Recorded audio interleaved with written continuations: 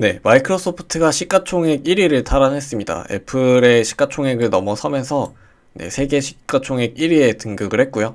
마이크로소프트 같은 경우에는 이제 계속 상승을 하면서 시가총액 1위를 탈환한 반면에 애플 같은 경우에는 주가가 아직은 하락 중이고요. 애플이 계속해서 힘을 못 쓰고 있는 이유는 반도체 때문인데요. 공급망에 제약이 걸리면서 아이폰이 시장의 수요만큼의 공급을 하지 못하는 모습입니다. 아이폰 판매가 지난해보다는 늘어났지만 시장 예상치에는 미치지 못하는 상태이고요.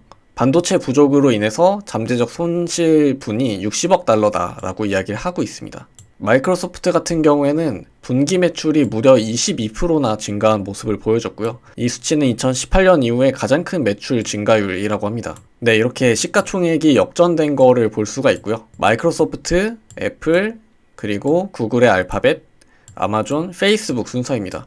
페이스북 같은 경우에는 이제 이름이 바뀌었죠. 네, 마이크로소프트 같은 경우는 굉장히 다양한 포트폴리오를 가지고 있는데요. 가장 큰 비중을 차지하고 있는 건 역시나 여러분들이 생각하시는 것처럼 오피스가 25% 정도를 차지하고 있고요. 그리고 클라우드 부문도 굉장히 큰 이익을 가져다 주고 있습니다. 애저가 무려 23.7%나 되는 비중을 차지하고 있고요. 윈도우의 매출 비중은 17.7% 정도 됩니다. 오피스하고 윈도우만 합쳐가지고 거의 40% 정도를 차지하고 있고, 그 외에도 게이밍 부분이나 검색 엔진 비잉에서도 큰 매출이 발생하고 있고요.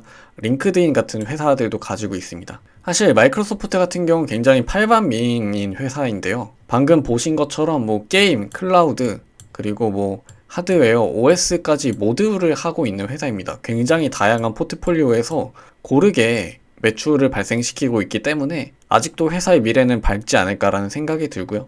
그리고 현재까지도 다른 빅테크 기업에 비해서는 퍼가 굉장히 저렴한 모습을 보여주고 있습니다. 네, 그리고 페이스북이 메타로 이름을 바꿨습니다. 네, 메타로 이름을 바꿨고요.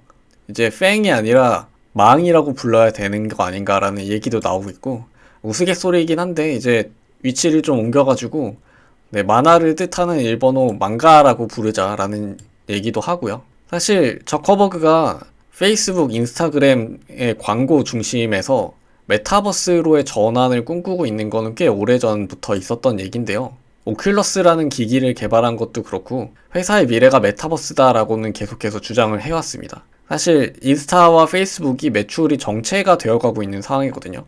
페이스북 같은 경우에는 계속해서 성숙기가 지나가는 모습을 보여주고 있고, 거기에다 더불어서 인스타그램까지도 최근에 틱톡이나 다른 SNS들에게 밀리는 모습들을 보여주고 있습니다. 계속해서 광고 시장의 지분을 다른 회사들한테 빼앗기고 있거든요.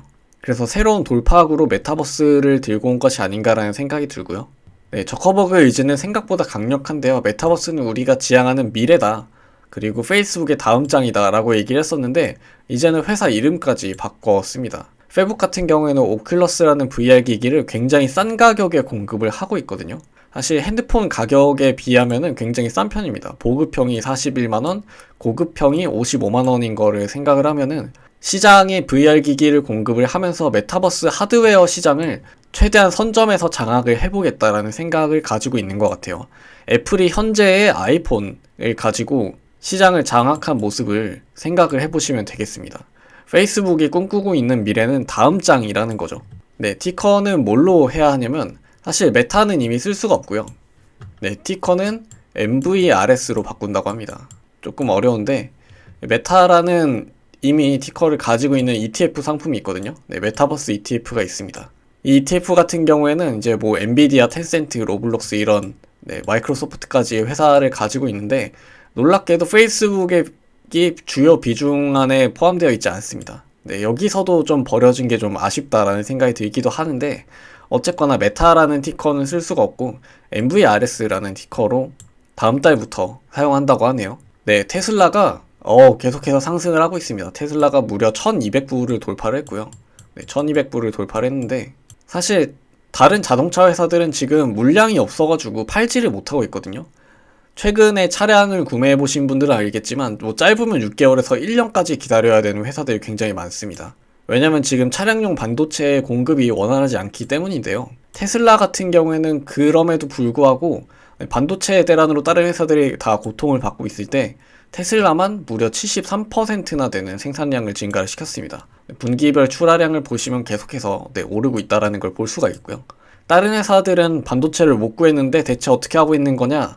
라고 물으신다면 테슬라 같은 경우에는 19개의 변형 버전을 새롭게 만들었다라고 하고 있는데, 이게 어떤 뜻이냐면 어떤 반도체를 쓰던지 간에 다 대응을 할 수 있는 컨트롤러를 만들었다는 얘기입니다. 지금 여기서도 얘기가 나오는데 A 반도체가 부족할 때 B 반도체에도 호환이 되고, B가 없으면은 A에게, 이런 식으로 총 19개 버전을 가지고 있다라는 거죠. 19개 공급사에서 물량이 들어오더라도, 굉장히 다양한 물량이 들어와도 우리 소프트웨어는 다 쓸 수 있기 때문에 특정 공급사에서 물량이 딸리면 다른 곳에서 받아와도 동일하게 동작할 수 있게 한다라는 거죠. 이게 굉장히 어마어마한 발상인데 실제로 테슬라가 이렇게 하고 있다고 합니다. 저도 개발자지만 정말 테슬라 개발자들 존경스럽고요. 대단한 실력인 것 같아요. 한편으로는 애플은 그다지 좋지 못한 모습입니다. 앞서도 잠깐 얘기를 드렸지만 애플도 반도체 대란에서 자유롭지 못한 상황이고요. 4분기 공급은 이미 좀 많이 생산량이 떨어지지 않을까라는 얘기를 하고 있습니다. 특히 코로나19 여파로 인해서 동남아 쪽의 생산기지에서 제조를 많이 못했다라고 이야기를 하고 있고요. 반도체 대란으로 인해서 사실 아이폰을 생산을 못하는 거죠. 시장의 수요는 충분히 있지만 공급 자체가 부족했다라는 상황이고요. 오늘은 빅테크 회사들의 최근 뉴스에 대해서 살펴봤는데요. 반도체 생산에 관한 이야기들이 좀 많은 것 같아요. 반도체뿐만 아니라 나이키 같은 회사도 생산량이 부족해져서 매출이 떨어졌다라고 하는데, 공급이 부족한 상태에서 수요가 늘어난다라고 하면은 예상되는 결과가 하나 있죠. 인플레이션이 앞으로 세상을 덮치지 않을까라는 생각이 조금 드는데요. 인플레이션에 대한 인사이트가 좀 필요한 시점이 아닌가 싶습니다. 편안한 밤 되시고요. 프리맨이었습니다.